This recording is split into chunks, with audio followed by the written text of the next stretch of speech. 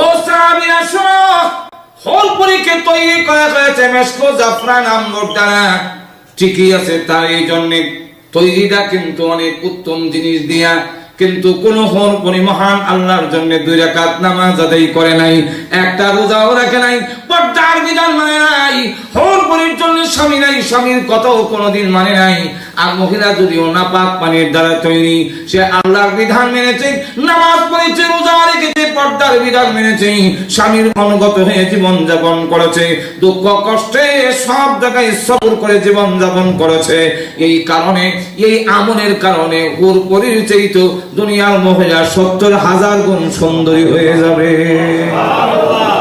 তবে চিন্তা করছেন, এরপরে আবার সেই জান্নাতের ভিতরে আল্লাহ রাব্বুল আলামিন যখন এইভাবে দিবেন, তাহলে এটা সম্পূর্ণ নির্ভর করে আপনি আমার ইহকালের যে জিন্দেগিটা, এই জীবনটাকে সঠিক পথে পরিচালিত করার মাধ্যমে মহান আল্লাহ ওয়াদা আবদ্ধ আমাদের সাথে জান্নাত দেওয়া।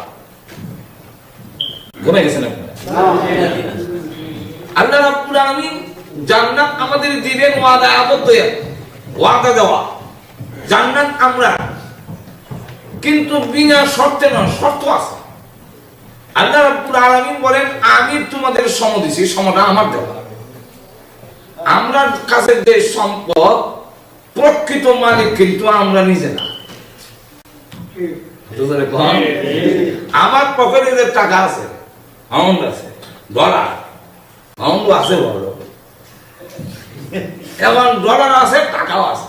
আমার পকেটের মধ্যে বর্তমানে 3 ধরনের টাকা আছে, একটা হলো বাংলাদেশি টাকা, আবার লন্ডন পাউন্ড আছে, ডলার আছে। এখন এই যে এরা কিন্তু আসলে বাস্তবে হলো আমার না, সম্পূর্ণ মালিক হলেন আল্লাহ। আর তো জোরে বলে আমার কাছে কি বলে, আল্লাহ রাব্বুল আলামিন যেভাবে ছোট বাচ্চার পকেটে 100 টাকা দেওয়া হয়েছে, দেওয়া হয়েছে খরচ করি। এখন এই টাকাটা কিন্তু বাচ্চা মালিক নয়, মালিক হলেন আপনি। তার পকেটে দিয়েছেন তার ইচ্ছা মতো খরচ করার জন্য, কিন্তু সে যদি এই টাকাটা দিয়ে গিয়ে একটা জুয়া কিনে গুনার কাম, তো থাপ্পড় দিয়ে 100 টাকা দিলাম, গুনার কাম কিনে বলে। ঠিক তেমনি হবে আল্লাহ পাক, আমার কথা না, আল্লাহ কোরআনে বলছে। আল্লাহ বলছেন জানো আমি দিছি, মালও আমি দিছি, তোমার কাছে থাক, কিন্তু খরচ করার সময় শুধু এতটুকু খেয়াল রাখবে যে টাকার মালিক আমি না, আমার আল্লাহ। সুতরাং আল্লাহ নিষিদ্ধ পথে আমি খরচ করব না। আমি এই টাকা দিয়ে সিঙ্গারা খান, আপনি সরিয়া খান, ডালের বড়া খান, আপনার যত কিছু খান, একটাও গুনাহ নেই। শুধু খালি গুনাহ না, সওয়াব না। আমি যদি এই টাকা খরচ করে নিজে খাই, তাহলে মসজিদে দিলে যেই পরিমাণ সওয়াব, এর চাইতে বেশি সওয়াব হলো নিজে খাই। আরো আসতে করেন আপনার টাকা দিয়ে যদি আপনার বউ বাচ্চাকে বৈধ জিনিস কিনে দেন, বাচ্চাকে চকলেট দিল সোয়াব, বাচ্চাকে খেলনার জিনিস দিল সোয়াব, বউকে স্নো পাউডার যা আছে সব কিনে দিলেন, সেটাও সোয়াব। সবগুলো সোয়াব এই পরিমাণ মসজিদে দিলে যে পরিমাণ সোয়াব, নিজের ফ্যামিলিতে এবং নিজের জন্য খরচ করলে এর চাইতে বেশি সোয়াব। আল্লাহ রাসূলকে বলছেন, এর অর্থ বেরিয়ে না যে মসজিদে না দিয়ে সব খাই দেবে, বুঝলেন? আমি শ্রেষ্ঠত্বের কথা বলছি যে বান্দা নিজে খাই দেবে। কিন্তু আমরা দেশে দেখবেন মাজারের মধ্যে নিয়ে একটা মোমবাতি ধরেছে, উপরে বাতি জ্বলতেছে এমন যা বাতি, আর নিচে মাজারে মোমবাতি ধরেছে। এখন এই যে মোমবাতিটা ধরেন, হাসরের দিন যদি আল্লাহর আদালতে দাঁড় করে জিজ্ঞাসা করে, আরে বান্দা এই 500 টাকার মোমবাতি যদি এই টাকাটা তুই খেতি, আমার কোনো আপত্তি আছে, অথবা কবরে যায় এর জন্য যদি কোনো ব্যবস্থা করে দিতে, যিনি কবরে ঘুমায় আছেন ওনার কাছে যদি যাইতো, তাও আমার কোনো আপত্তি আছে। কিন্তু এই মোমবাতিটা গড়লে শেষ হইলো, উপরে যার বাতি, নিচে হলো টাইট লাগাই।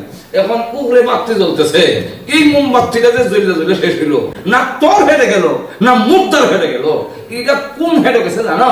বলে না, বলে এটা মিস্টার ইবলিসের হেঁটো। কেন লিখে দিলে ঘুমাই গেছে নাকি কাজ করে গেছে আরো দূরে কন আমার দলিল চালান বলি না আমরা বলেন না যদি করতে বললেন ইন্নাল মুবাদদিরিনা কানু ইখওয়ানাশ শায়াতিন যারা অপচয় করে এরা শয়তানের ভাই অপচয় যেটা হয় এটা শয়তানের ভেটে যায় এখন এই মোমবাতির টাকাটা যদি কবরে যারা ঘুমায় আছে তাদের কাছে পৌঁছানো হইতো আহলে সুন্নাত ওয়াল জামাত বিশ্বাস করে ইসারে সওয়াব মানে অন্যরা সওয়াব করে মুক্তাদের নামে পৌঁছায় দেওয়ার এই আকীদা বিশ্বাস আমরা যে আমরা বিশ্বাস করি এই যে যখন নাকি দুনিয়াতে আপনি আলহামদুলিল্লাহ সূরা কুল হুয়াল্লাহু বক্সায় দিলেন মুক্তাদের জন্য সারা কবরে পৌঁছে যায় আপনি যদি এই কথা বলেন যে কোনো ভালো কাজ করেন করার সময় যদি নিয়ত করেন এটা আমার মরা বাবার পক্ষ থেকে করতেছি এটা আমার মার পক্ষ থেকে করতেছি তাহলে এটা কিন্তু উত্তম একটা কাজ আপনি করার কারণে সওয়াব আপনি পাবেন অবশ্যই কিন্তু মা বাবার পক্ষ থেকে করতেছি এই নিয়ত করার কারণে এই ভালো কাজের সওয়াবটা অটোমেটিক মা বাবার কবরে পৌঁছে যায় তাহলে এখন চিন্তা করে দেখেন এই যে 5 টাকার মোমবাতি জ্বালালেন এটার আলো কি কবরে গেছে উপরে যার বাতি আছে এই মোমবাতির কি কোনো মূল্যায়ন আছে তাহলে জিন্দারও হবে না মুক্তারও কোনো ফায়দা হলো না এটার নাম কি অপচয় বলে অপচয় এই যে অপচয় করলেন এটা কেন করলেন এটা শয়তান কেন দিলি তোমরা খাইতে আমার কোনো আপত্তি ছিল না তাহলে এখন লক্ষ্য করে দেখেন আল্লাহ রাব্বুল আলামিনের সাথে আমরা ওয়াদা আবদ্ধ হে আল্লাহ ওয়াদা দিলাম আমি একজন মুসলমান মুমিন আমি ওয়াদা করলাম যে আমার জীবন তোমার হুকুম মতে পরিচালিত করব আমার অর্থ সম্পদ আমার কাছে যেটা আছে সেটা তোমার নির্দিষ্ট পথে খরচ করব এর অর্থই হলো তার সময় আল্লাহকে দেওয়া এর অর্থ হলো তার মাল আল্লাহকে দেওয়া আল্লাহ বলেন এই ওয়াদাতে আমি আল্লাহ আমার তরি জান্নাত মুমিনের কাছে বিক্রি করে দিয়েছি সুবহানাল্লাহ আল্লাহ নিজে পুরা করছেন إن الله اشترى من المؤمنين أنفسهم وأموالهم بأن لهم الجنة إن الله اشترى من المؤمنين إن الله নিশ্চয় আল্লাহ মুমিনের কাছ থেকে কিনে ফেলেছেন কি কিনছেন মিনাল মুমিনিনা আনফুসাহুম ওয়া আমওয়ালাহুম মুমিনের জান মুমিনের মাল আল্লাহ কিনে ফেলছেন কিসের বিনিময় কি বদলাটা কি পরে বলেন বি আন্না লাহুমুল জান্নাত মুমিনকে আল্লাহ জান্নাত দিবেন আর মুমিনের জান মাল আল্লাহ খরিদ করে নিয়েছেন সুবহানাল্লাহ আরো আস্তে কোন সুবহানাল্লাহ আচ্ছা শর্তের সাথে না বিনা শর্তে দিবেন শর্তের সাথে শর্তটা কি যে আমরা জানমান আল্লাহ কিনছেন আর এক বিনিময় দেওয়া নয় কিনা বেচার মধ্যে দুইটা জিনিস থাকে একটা দেউন না আরটা নেউন না ধরে কোন ঠিক কিনা তো আল্লাহ রাব্বুল আলামিন দিবেন জান্নাত মুমিনের কাছ থেকে নিছেন তার মাল আর তার জান এখন আপনি যখন জান দিবেন না মাল দিবেন না আল্লাহ আমিও জান্নাত দিব না আল্লাহকে জান আর মাল দেওয়ার অর্থ কি অর্থ হইলো আমার কাছে থাকবে আল্লাহ বলেন তোমার কাছে থাক আমি নিব না এক্ষুনি নিব না তোমার কাছে থাক অসুবিধা নেই তোর জান তোর কাছে থাক আমি যেটা দিচ্ছিলাম তোর কাছে থাকো বহুত আপত্তি নাই আমি যে মাল দিচ্ছিলাম তোমার কাছে থাকো কোনো আপত্তি নাই কিন্তু আমার পথে পরিচালিত করো বৈধ পন্থায় তুমি খাও বৈধ পন্থায় তুমি খরচ করো বৈধ পন্থায় তুমি আমি যেগুলোর মধ্যে খরচ করার জন্য বলছি যেগুলো নিষেধ করছি সেগুলোর থেকে বেঁচে আমার কথা মতো ওই পথে যদি তুমি পরিচালিত করো তো তোমার পকেটে থাকলেও এটা তোমার না আমি আল্লাহর হয়ে যাই কথাটা বুঝছেন এখন আসুন আল্লাহ রাব্বুল আলামিন এই সম্পূর্ণ নির্ভর করছে আমাদের ইহকালের কৃতকর্মের উপরে আমলের উপরে নির্ভর করব আমরা পরকালে কে কি পরিমাণ পুরস্কার পাওয়ার উপযুক্ত এখন আল্লাহ রাব্বুল আলামিন বলেন এইটার জন্যই তোমাদেরকে দুনিয়াতে পাঠাইছি কিন্তু পাঠানোর অবস্থাটা আল্লাহ আমার তেলাওয়াতকৃত আয়াতের মধ্যে বলতেছেন هو الذي خلقكم من تراب ثم من نطفة আল্লাহ রাব্বুল আলামিন বলেন সেই সত্তা যিনি সৃষ্টি করেছেন তোমাদেরকে খালাকাকুম, এই কুম শব্দটা বহু বছর স্বপ্নে ঢুকাই দিয়েছেন আল্লাহ। খালাকাকুম, আদম আলাইহিস সালাম থেকে নিয়ে কিয়ামত পর্যন্ত যত মানুষ দুনিয়াতে আসবে সকল মানুষ খালাকাকুমের ভিতরে আল্লাহ ঢুকেছেন। তোমাদেরকে, আচ্ছা তোমাদেরকে বললে কি একজন বোঝায় না? সবাই, সবাই একটু ধরে বলেন সবাই। এখন এখান থেকে আল্লাহ একটু ব্যাখ্যা দেয়। এখন ব্যাখ্যা দিতেছেন, ব্যাখ্যা দিতে গিয়ে বলেন মিন তুরাবিন সুম্মা মিন নুতফা। আল্লাহ খালাকাকুমের ব্যাখ্যা দিতেছেন, নিজে বয়ান করতেছেন, নিজে আল্লাহ বর্ণনা দিতেছেন। এখানে খালাকাকুম পরে একটা মিন আছে, এই মিনটাকে বলা হয় মিনে বায়ানিয়া। আল্লাহ পাক বয়ান করতেছেন যে মিন তুরাবিন, প্রথম বলছেন মাটির থেকে। মাটির থেকে বলতে মুফাসসিরিনে কেরামরা বলেন এখানে আল্লাহ বুঝাইছেন আদম আলাইহিস সালাম। আদম আলাইহিস সালামের ৬০ হাত অথবা ১২০ হাত লম্বা, সিনার প্রস্থ হলো ৭ হাত। এমন একটি বডি ডাইরেক্ট আল্লাহ মাটির থেকে সৃষ্টি করলেন। পৃথিবীর এমন কোন জায়গা নাই যেই জায়গার মাটি আদমের দেহে আইনা লাগানো হয় নাই। তবে আমরা এশিয়ান ভারতবর্ষের মাটি আইনা লাগাইছি আদমের পেটে। এই কারণে আমরা ভারতের মানুষ খাওয়ান দাওয়ানের মধ্যে বড় ভালো।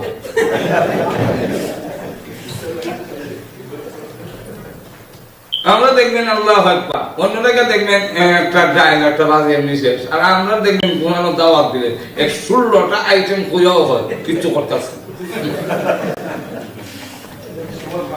এমন লক্ষ্য করে দেখেন, ফেরের মুখ লাগলে আমরা ভাগলই যাই। আমরা ক্ষুধায় আমরা ভারতবর্ষের লোকেরা একটু দুর্বল, খাওয়ান ফের মুখ লাগলে আসতে হয় না। এখন লক্ষ্য করে পৃথিবীর এমন কোন জায়গা নাই যেই জায়গার মাটি আদম আলাইহিস সালামের দেহে লাগানো হয় নাই। সারা পৃথিবীর মাটির সার নির্যাস দিয়ে ওনার এই দেহটা তৈরি করলেন। তার নামটা হইল ৬০ জিরাআন। হাদিসের মধ্যে আছে যে ৬০ জিরা। জিরা এই শব্দটা আরবি শব্দটা, এটা হাতের বেলায়ও আরবিতে ব্যবহার হয়, আবার গজের বেলায়ও জিরা ব্যবহার হয়। এই কারণে মুহাদ্দিসিনে কেরাম এটা দুইটা ব্যাখ্যা দিয়েছেন, হয়তো হাত আর নয়তো গজ। যদি হাত হয় তাহলে রসুল যেহেতু বলছেন, রসুলের যুগের হাতও যদি হিসাব করা হয় তাহলে ৬০ হাতে যে কুদ্দুর লম্বা হয়, আপনার দেশের ৬ তলার থেকে আরো বেশি উঁচা হইতেছে, এর মধ্যে কোনো সন্দেহ নেই। আর যদি ১২০ হাত লম্বা হয়, চিন্তা করছেন সিনাটা ৫-৭ হাত, রসুল বলছেন। এই একটি দেহ আল্লাহ পাক বলেন মাটির থেকে সৃষ্টি করলাম আদম আলাইহিস সালামকে ডাইরেক্ট। আর তারা পৃথিবীর মাটির সার নির্যাস থেকে তৈরি করছেন যেহেতু আদম, এই জন্য আদমের আওলা মাটির যত কালা মানুষ তত কালা।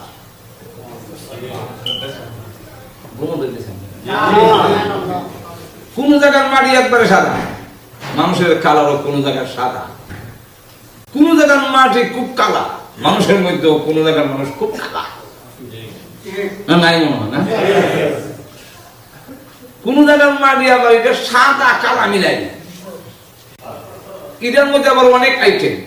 এটা মানুষের মধ্যে সাদাও না কালাও না, মাঝখানে যেটা আমরা সামলা বলে আখ্যায়িত করি, এটার মধ্যে গিয়া দেখবেন সামলাও অনেক জাতের।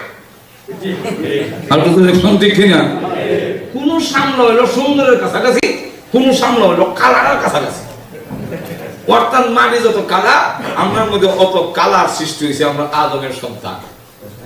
আর হাওয়া আলাইহিস সালামকে আল্লাহ অন্য আয়াতে ব্যাখ্যা দিয়ে বলছেন ডাইরেক্ট আলাদা আরেকটা খাবলা মাটি এনে আদম হাওয়াকে সৃষ্টি না করে আদম আলাইহিস সালামের হাড়ির থেকে সৃষ্টি করে ফেললেন হাওয়াকে। এটা কেন করলেন?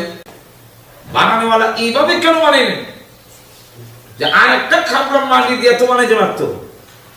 আমি আল্লাহর ইচ্ছা হইল এই বেটা আর বেটি, এই নারী আর পুরুষ, এদের মাধ্যমে একটি শান্তির জিন্দেগি, একটা নীর একটি ঘর গঠন করা হলো আমি আল্লাহর উদ্দেশ্য।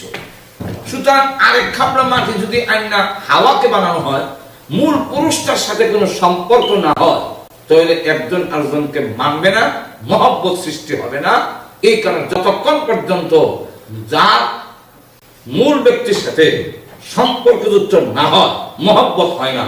আমার কাপড়টা আমার সাথে সম্পর্ক, এর লেগে কাপড়টা আমার, এই জন্য আমার শব্দটা আমার কাপড়ের মাঝখানে পড়ছে, তখন আমার কাপড়টা অন্য কাপড়ের চাইতে বেশি মহব্বত লাগে। আমার জুতা যখন আমার সাথে সম্পৃক্ত হয়েছে, আমার ভাড়া জুতা রয়েছে মায়ের লাগে, আর জনের ভাড়া জুতার প্রতি আমার অত দরদ নাই।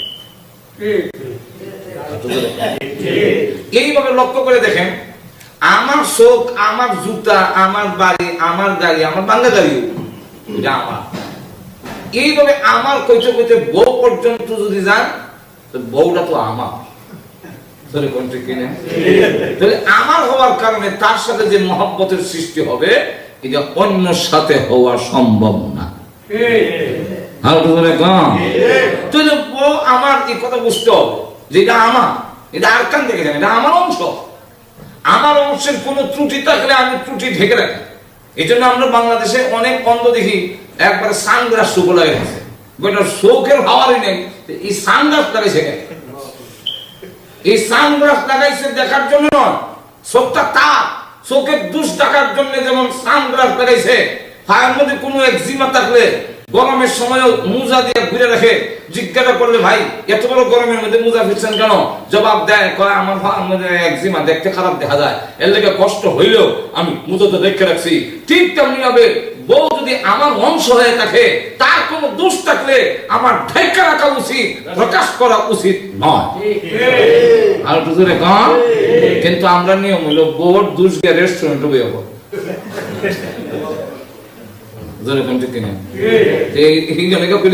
তোমার বউ আমার চোখের দুষ্ট কোনানো কই না, থাকলো কই না, না খুব ভালো দেখতেছে, আসলে বললাম দোষ আছে।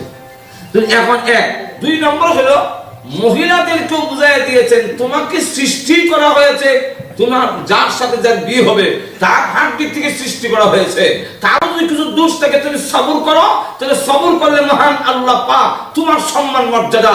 যেই মহিলাকে স্বামীর ঘরে থেকে যদি কিছু কষ্ট পায় আর ধৈর্য ধারণ করতে পারে, তাহলে তার হাসর হবে ওই যারা সাবিরিন ছিল, যে সমস্ত মহিলারা ধৈর্য ধারণ করে, আসিয়া যেভাবে ধৈর্য ধারণ করে ফেরাউনি নির্যাতন মুখ করো ঈমানের উপরে অটল রয়েছিল, ঠিক তেমনি ভাবে কোন নারী যদি তার স্বামী উল্টো করে যায় আর ধৈর্য ধারণ করে থাকতে পারে, তাহলে ওই সমস্ত নারীদের হাসর কিয়ামতের কঠিন ময়দানে আসিয়ার সাথে আল্লাহ উঠে। তাহলে এখন লক্ষ্য করে দেখেন, আর আপনিও যদি স্ত্রীর একটু মানে অমার্জনীয় কোনো আচরণ ব্যবহার ধৈর্য ধারণ করতে পারেন, সবুর করতে পারেন, কারণ এটা মেয়েদের অনেক সময় উল্টা পাল্টা কথা আসবে। রসুল সহ্য করছেন, তুমি পারবে না কেন? রসুল ভাবছেন তো তুমি কোরআনের অত বড় নবাব জাদা হইছ, ঠিক কিনা? কি কষ্ট স্বীকার করছেন। আল্লাহু আকবার। বিশ্বনবী রাহমাতুল্লিল আলামিন আর আয়েশার মধ্যে একটা কোন বিষয়ে একটু কথা কাটাকাটি লাগছে, লাগার পরে রাসূল বলেন রাখো। একজন বিচারক আনি, কারা আনবেন? আবু বকর সিদ্দিক ডেকে আনছে। বললেন আয়েশা তুমি বলবে না আমি বলবো, ঘটনাটা তুমি কবে না আমি বলবো। তো আম্মাজান আয়েশা রাদিয়াল্লাহু আনহা তিনি বলেন আপনি বলেন, কিন্তু ঠিক ঠিক কই। আমি আপনাদের কাছে জানতে চাই, আম্মাজান আয়েশার কি আকীদা বিশ্বাস যে রাসূল মিথ্যা বলবেন? এটা কিন্তু তার আকীদা না। এই কথাটা বললেন কেন? ওইটা মেয়েলি স্বভাব,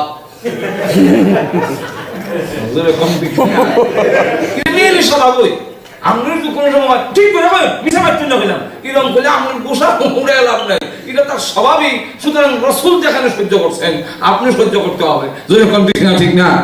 আম্মাজান আয়েশা রাদিয়াল্লাহু আনহা বলেন আপনি বলেন ঠিক আপনি বলেন, কিন্তু ঠিক ঠিক কই। রাসূল কিছু বললেন না, কিন্তু আবু বকর সিদ্দিক রাদিয়াল্লাহু আনহু আর ধৈর্য ধরতে পারলেন না। তিনি ডাক দেখো, ও আয়েশা মুখ সামলায়া কথা কও, কার সামনে তুমি বলতেছো কথা? তুমি বিশ্ব নবীর বেলা ঠিক ঠিক কইতো, রাসূল কি অঠিক কইছেন কোন সময়? দৌড় দেয় গিয়া ঠাস করে তুলে সব মারছে মেয়েকে। এই রাসূলের সামনে কথা বললি কেন? আম্মাজান আয়েশা এখন সর খাইয়া আবার তাকপুর খাইয়া বাবার আড়ালে যায় না, রাসূলের পিছনে গেল, রাসূলের আড়ালে গেল। রাসূল তখন ডাক দেখো, আবু বকর আপনাকে এই কাজের জন্য আনি নাই, আপনার আচরণে আমি কষ্ট পেয়েছি। আর আমরা লোক হইলে আমার বউরারে আমার শ্বশুর যদি এরকম করে আর কয়েকটা ঠিক করে দিতে কথা বলতেন, এই জাতীয় আরো বহু ঘটনা আছে। যাই হোক, হাওয়া আলাইহিস সালামকে সৃষ্টি করলেন আদম আলাইহিস সালামের বুকের হাড্ডি থেকে। তো আল্লাহ রাব্বুল আলামিন প্রথমে বলতেছেন হুয়াল্লাযী খালাকাকুম মিন তুরাবিন সুম্মা মিন নুতফা। আল্লাহ রাব্বুল আলামিন প্রথম এই মিন তুরাবিন দিয়ে মুফাসসিরিন কেরামরা বলেন আদম আলাইহিস সালামকে বুঝাইছেন, এরপর একটা আমাদেরকে বোঝাচ্ছেন মিন নুতফা। তোমরা সৃষ্টি করছি এমন এক বস্তু দিয়া, এমন একটি নাপাক পানি দিয়া, যেটা নাফাক, যেটা গান্ধা, যারা নাকি নিকৃষ্ট। দুনিয়ার সব বস্তুর দাম আছে, এটার কি দাম? আল্লাহু আকবার, দুধেরও 50-60 টাকা কেজি। কিন্তু দেখা যায় আপনি আমাকে যে পানি দিয়ে সৃষ্টি করেছেন সেটা 30 পয়সা দিয়েও কেউ কিনে নিবে না। এটা ঘৃণিত, এমন একটি মানে ঘৃণিত বস্তু থেকে আমি আজকে এত দামি, আপনি এত দামি, এত সম্মানী। এখন আপনার সম্মান আমার সম্মানের বিরুদ্ধে কিছু কইলে আমার হাড়ে ধরে, আল্লাহ হাড়ে ধরে। তুই আসলে নাপাক পানি ঘৃণা করবো। আমি আল্লাহ পাক সেই নাপাক পানিকে কাজে লাগাইয়া মার ফ্যাক্টরির ভিতরে, মার পেটের ভিতরে একটা সলার মতো একটা আছে, এটার নাম রেহান। এই রেহানের ভিতরে আল্লাহ পাক বলে সেখানে ফেরেশতা মোতায়েন করে রেখেছি, ওরা ওখানে দাঁড়িয়ে আছে।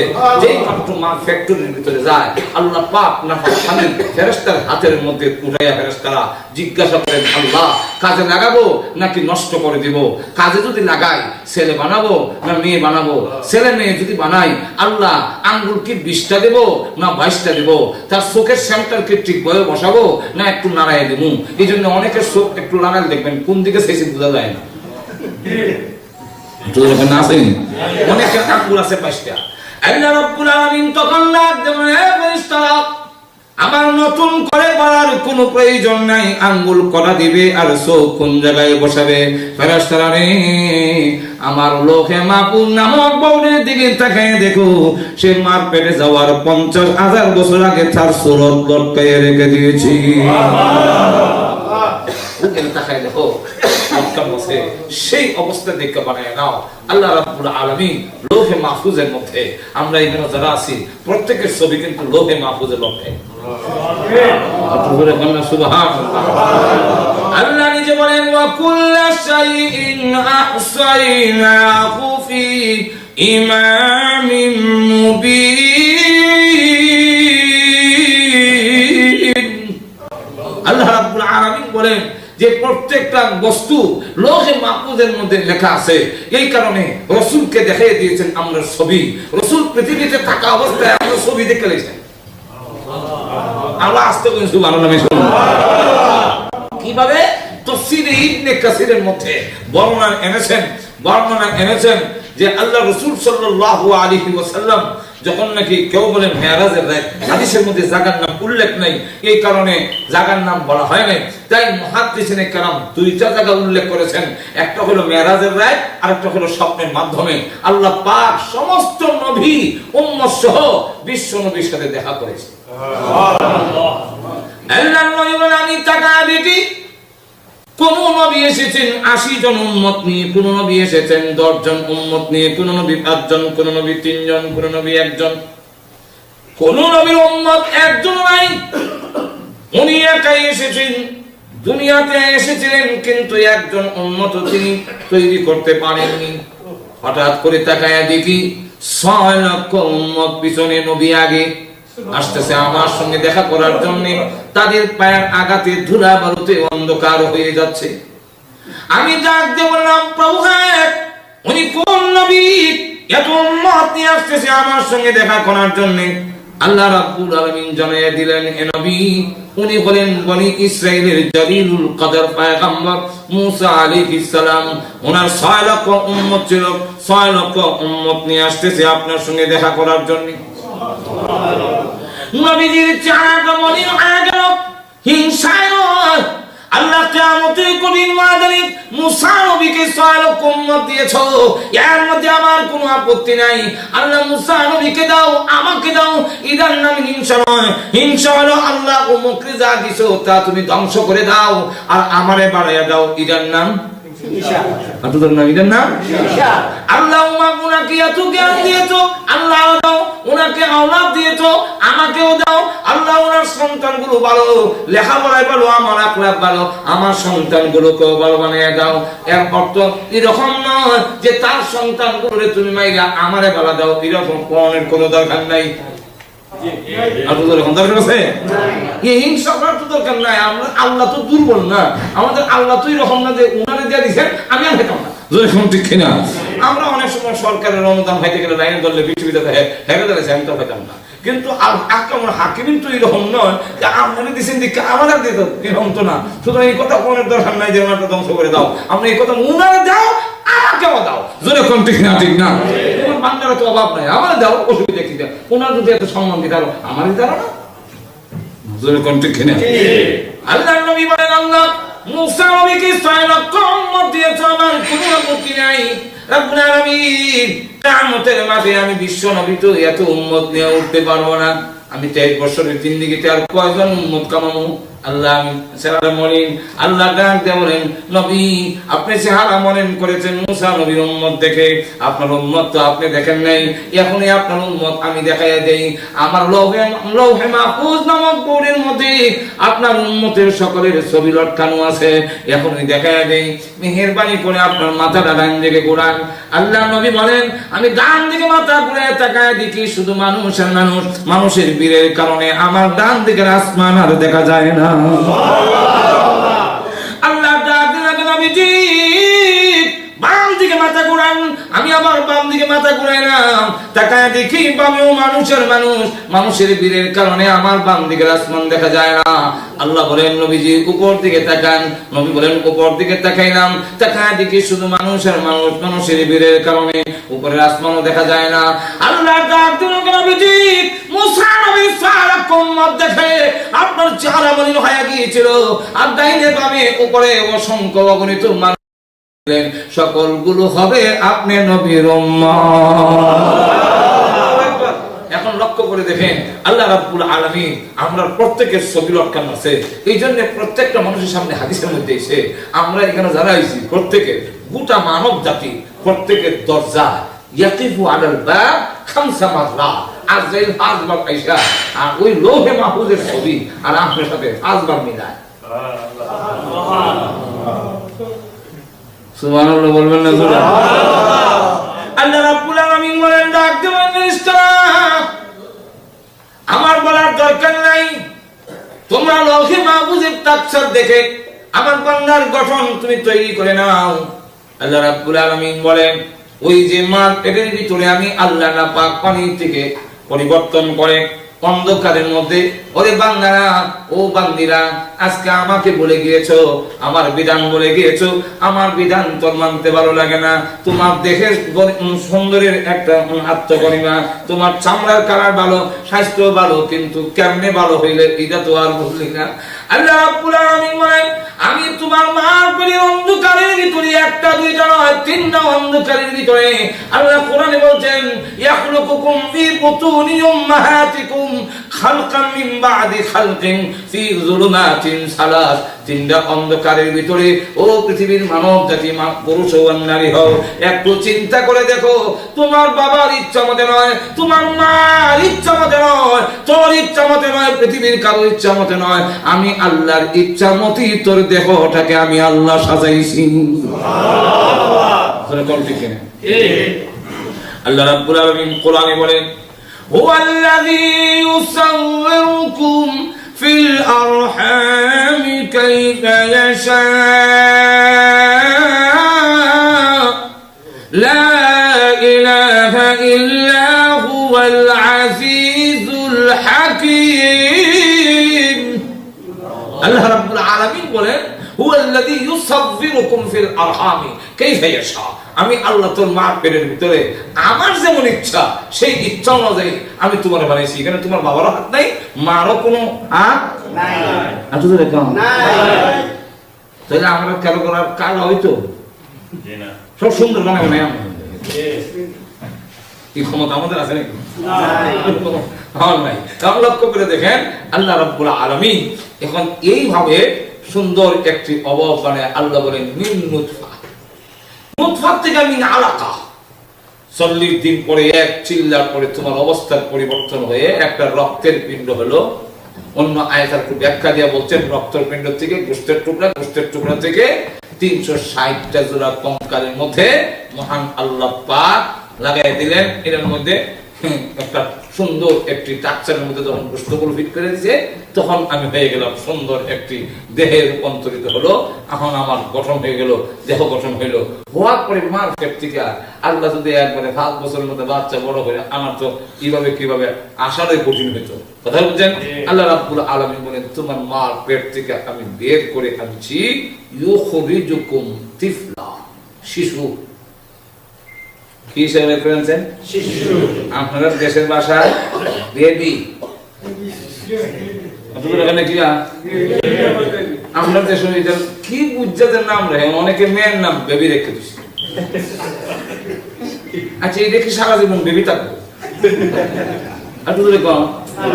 আমাদের দেশে একটা গাড়ি আছে, এটার নাম বেবি, মানে এর চাইতে ছোট আর গাড়ি নাই।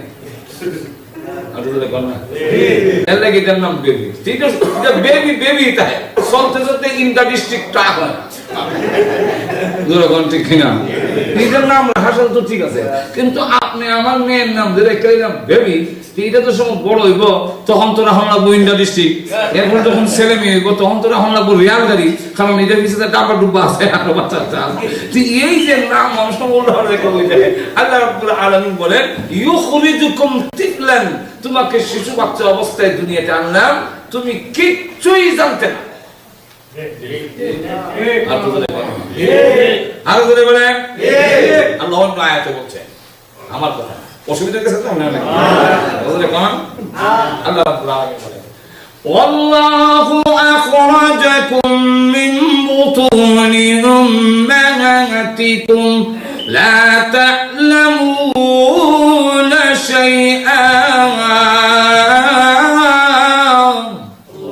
আল্লাহ রাব্বুল আলামিন বলেন তোমার মা পেট থেকে আমি যখন বের করেছিলাম, লা তা'লামুনা শাইআন, তুমি কিছু জানতে না। কি আর ইঞ্জিনিয়ার, কে ডাক্তার, কি তুমি মাতাব্বর, কি বক্তা, কোন অস্তিত্ব তোমার, কোন কিছু জানতে না। তুমি ওয়া ওয়া করে কান্দন ছাড়া আর কোন গতি ছিল না। পায়খানা আর হালুয়ার তুষাসিনের মাঝখানে কোন পার্থক্য বোঝার মতো যোগ্যতা তোমার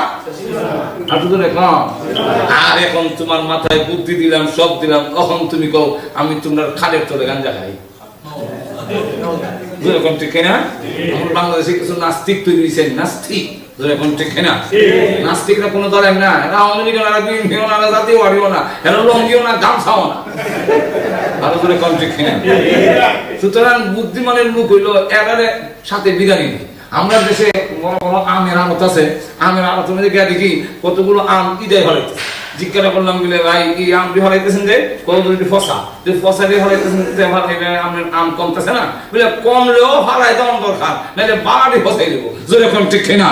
আমাদের দেশের লোকেরাও বোঝার দরকার, আওয়ামী লীগ হোক, বিএনপি হোক, জাতীয়বাদী যেই হোক, এই নাস্তিকরা যদি তাদের সাথে থাকে ইদায় ফেলে দেওয়ার দরকার, আর না হয় গোটা জাতিকে ধ্বংস করে ছেড়ে দিবে। এখন দেখা যায় ওরা কয় কি আল্লাহ নাকি খালের তলে গাঞ্জা। আল্লাহ চিন্তা করে এক কত বড় দুঃসাহ, আমি আল্লাহ বানাই না। এখন যাই হোক, ছোট অবস্থায় সময় কম, আলোচনা অনেক বেশি। আল্লাহ বের করে আনলেন ছোট অবস্থায়, হাঁটতে জানতাম না, কথা বলতে জানতাম না, হালুয়া আর পায়খানার পার্থক্য বুঝতাম না।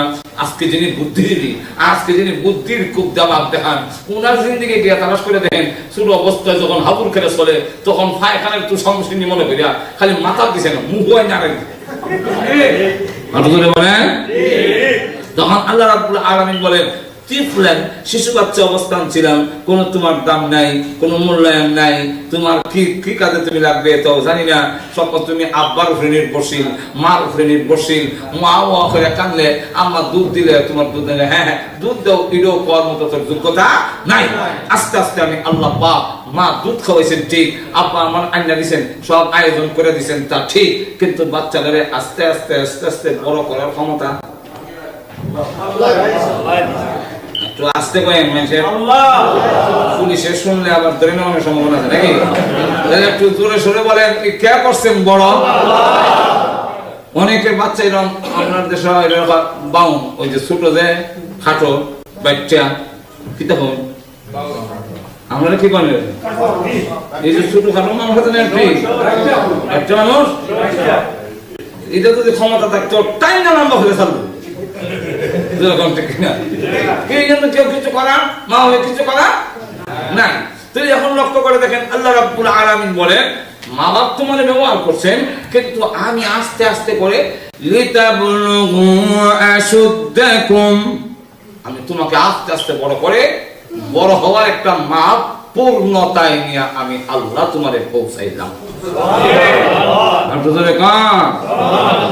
আমার প্রথম জীবনের নাম হলো, আমাদের ইহকালের জিন্দেগি হলো কিশোর, যৌবন, বুড়া। বলেন এখন এই অবস্থায় লক্ষ্য করে দেখেন, শিশু অবস্থায় যখন ছিলাম তখন তো শিশু, এরপরে আস্তে আস্তে যখন বড় হইলাম আর পূর্ণ বয়স আসলো, 18 বছর যখন পরিপূর্ণ হয়ে গেল, এটা আমরা ইসলামও বলে যে যতক্ষণ পর্যন্ত বয়স, ইমাম আবু হানিফার মত, ইমাম আবু হানিফা রাহমাতুল্লাহ আলাইহি বলেছেন ছেলে হোক আর মেয়ে হোক, যতদিন পর্যন্ত বয়স তার 18 পরিপূর্ণ না হয় ততদিন পর্যন্ত তার শরীরের পূর্ণতায় পৌঁছে না। পূর্ণতায় পৌঁছতে গেলে 18 বছর লাগে, বালিগ হয়ে লাগে আমার আগে। কিন্তু দেহের সমস্ত অঙ্গ প্রত্যঙ্গ পরিপূর্ণতায় পৌঁছতে গেলে 18 বছর লাগে। এই 18 বছর বয়স যখন হইলো, এখন গাড়ি উঠাই যায়, এখন দেখা যায় মাশাআল্লাহ রাস্তা ব্যারিকেড দিয়া ছাড়তে হবে, না হলে রাস্তা ছাড়বো না। এখন সত্যি হয়েছে, এখন দেখা যায় এই ছোট অবস্থায় আমি সকলে নির্ভরশীল ছিলাম, আমার এই জিন্দেগির কোনো মূল্যায়ন ছিল না। এখন আমি যখন যুবক হইলাম, এই সময়টাই হলো আমার মূল্যায়নের সময়। এই সময়টুকুতে পুরুষ হোক আর নারী হোক, তখন তার সকলের কাছে তার মূল্যায়ন, সকলের কাছে তার দাম, এখন সকলের কাছে তার মর্যাদা। এখন আওয়ামী লীগও টানে, বিএনপিও টানে, জাতীয় পার্টিও টানে, এমনকি মিস্টার ইবলিসও টানে। এই সময়টুকু, এটাই হলো আসল সময়। এই সময়টুকু কিতাবের মধ্যে উল্লেখ করেছেন একবারে 15 বছর বয়স থেকে নিয়ে যখন নাকি বয়স হয়ে গেল 50 বছর বয়স পর্যন্ত, উম্মতে মুহাম্মাদীর বেলায় 50 বছর পর্যন্ত যুবক ধরা হয়। 50 যখন বের হয়ে যায় আর যুবকের খাতায় তার নাম থাকে না, তখন 50 বছর বয়স পর্যন্ত এই সময়টাই মূল্যায়নের সময়। এই সময়টুকু হলো আসল সময়। বুড়া হয়ে গেলে, বৃদ্ধ হয়ে গেলে, 50-এর ঊর্ধ্বে যখন বছর চলে যায়, আল্লাহ রাব্বুল আলামিনের পক্ষ থেকে কিছু শীতলতার ঘোষণা দেয়। 60 যখন অতিক্রম করে ফেরেশতাদেরকে বলে, এখন কিন্তু আমার বান্দাকে একবারে কড়াকড়ি করো না, একটু ছাড় দিও। 90 বছর যখন উম্মতে মুহাম্মাদীর কালো হয়ে যায়, আল্লাহ রাব্বুল আলামিন হুকুম দেয় কিরামান কাতিবিন রে, কিরামান কাতিবিন, গুনাহ যে লিখবে তোমার কলম স্টপ, আর যে নাকি নেক লিখবে তাকে বলে দেয় আমার বান্দা ওই যে 15 বছর বয়স থেকে নিয়ে 50 বছর বয়স পর্যন্ত এই সময়টুকু কি করেছে, আমি আল্লাহর হুকুম মেনে চলছে কিনা দেখো। হ্যাঁ, আল্লাহ নামাজ পড়েছে, আল্লাহ সে তখন রোজা রেখেছে, আল্লাহ কোরআন তেলাওয়াত করেছে, এমনকি নফল নামাজ পর্যন্ত পড়েছে। আল্লাহ রাব্বুল আলামিন তখন হুকুম দেয় ফেরেশতারে, আমার বান্দা যদি এখন নফল পড়তে নাও পারে, তাহাজ্জুদ পারে না, আওয়াবি নিয়াশাকের নামাজ পড়তে পারে না, কোরআন তেলাওয়াত করতে পারে না, চোখের পাওয়ার নষ্ট হয়ে গেছে, এই বলে লেখা বন্ধ করে দিও না। আল্লাহ নবী বলেন, হাদিস শরীফে উল্লেখ করেছেন, নবীজি বলেন তখন হুকুম দেয়, আমার বান্দা নওজোয়ান কালে যায় ইবাদত করেছে, এখন না করলেও তার নেকি লেখার কলম বন্ধ করো না, লিখতে থাকো। এই অবস্থায় তখন লিখতে থাকে। আর যদি আমি সমাজের অন্যর কাছে গিয়ে দেয়া থাকি আর বুড়া বসে গেলে আল্লাহ এখন তো হারাইতাম পারি না, কিন্তু তুই আর পুরস্কার পাওয়ার যে টাইমটা তোর ছিল সেটা তুই নষ্ট করে দিলে। এখন এই অবস্থায় মূল্যায়নের টাইমটা বৃদ্ধ হয়ে গেলে আল্লাহ বলেন সুম্মা লিতাকুনু শুয়ুখা, যখন তুই বুড়ো হয়ে যাবে তখন কারো কাছে দাম থাকবে না, পুরুষ হোক আর নারী হোক, তোমার মূল্যায়ন আর থাকবে না। আপনি রাজনৈতিক ময়দানে গেলে দেখবেন যে বুড়া যারা হয়ে গেছে এরা যখন পরিবর্তন করিয়া আওয়ামী লীগের তাদের সভাপতি বদবাদ দিয়েছে, কইতে পারে না বিস্কিট তাইলে তুই বাচ্চা লা জিগাই না, বড় হয়ে গেছে দিন জিওবাদ দিয়েছে, কেউ কাছে আর দাম নাই, জাতীয় পার্টিও নেয় না, এমন কি বোর কাছেও দাম না। একটু বেশি কথা বললে মাত্র কয় তুমি বুড়া হয়েছো না শয়তানের বুড়া হয়েছো। আগে এই কথা কইতে খুব ভয় হয়েছে, এখন যে কোনো সময় ধারা মারে জানেন মরে গেছি। এখন হাতে তসবি দিয়ে এখন মসজিদ পাইছে একবারে কোন জায়গা নেই তো তসবি একটা দিয়ে মসজিদে বানাইছে। এই বুড়া মসজিদে গিয়েও বেশি মাথে সুবহানাল্লাহ সে আর হইয়া। আচ্ছা ইমাম সব যে একবারে রাখছে এইবারে খালি সব করবে কি যে করে মুয়াজ্জিন একবারে রাখছে এটা 5 বার আজান দিত আর 3 বার খাইতো, আর মসজিদের বারবার ঝাড়ু দিলে 3 বার ঝাড়ু দিয়ে দিলে ইতানের কিতাব আলমের মানে যে বেগম মানে এটা মারতো মুয়াজ্জিন এই বইয়ে বইয়ে খালি আঙ্গুলে চুজে। তখন ইমাম মুয়াজ্জিন আল্লাহ এই বুড়াটা কোনদিন মরবো আর তখন দেখা গেল কারো কাছে আপনারা কইল না, আল্লাহর কাছে গেছে পর্যন্ত হাজির হয়ে আল্লাহ বলেন ওই টাইমটাই হলো তোর আসল টাইম, যেই টাইমটা লিতাব লুগো আসুদ্দাকুম, তোমাকে পূর্ণ জীবন অবস্থায় পৌঁছেছিলাম। এই অবস্থায় যদি তুমি আমার হুকুম মানতে, আমার ডাকে সাড়া দিতে, কিয়ামতের মাঠে 7 দলকে আল্লাহর আরশের নিচে জায়গা দেওয়া হবে, আল্লাহর প্যান্ডেলে জায়গা দেওয়া। এটা কত বড় মূল্যায়নের কথা, যখন ঠিক না ঠিক না।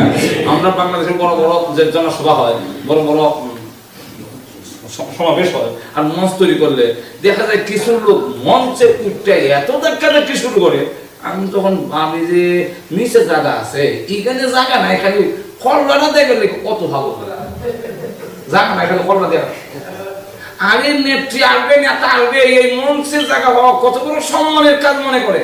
আর কিয়ামতের কঠিন ময়দানে মহা বিপদের দিন, মুসিবতের সময় আল্লাহর প্যান্ডেলের নিচে যারা জায়গা পাবে তার ইজ্জত আর সম্মান কত হবে। আল্লাহ কিয়ামতের দিন যুবক আর যুবতীকে যারা আল্লাহর হুকুম মতে জীবন যাপন করেছে, আল্লাহ পাক ডাক দিয়ে বলবেন আসো আমার প্যান্ডেলের নিচে তোমাদের জন্য জায়গা করে দিলাম। সুবহানাল্লাহ বলছেন। এখন আসো এই সময়টুকু যদি আমরা কাজে লাগাইতে পারি, তবে আল্লাহ রাব্বুল আলামিন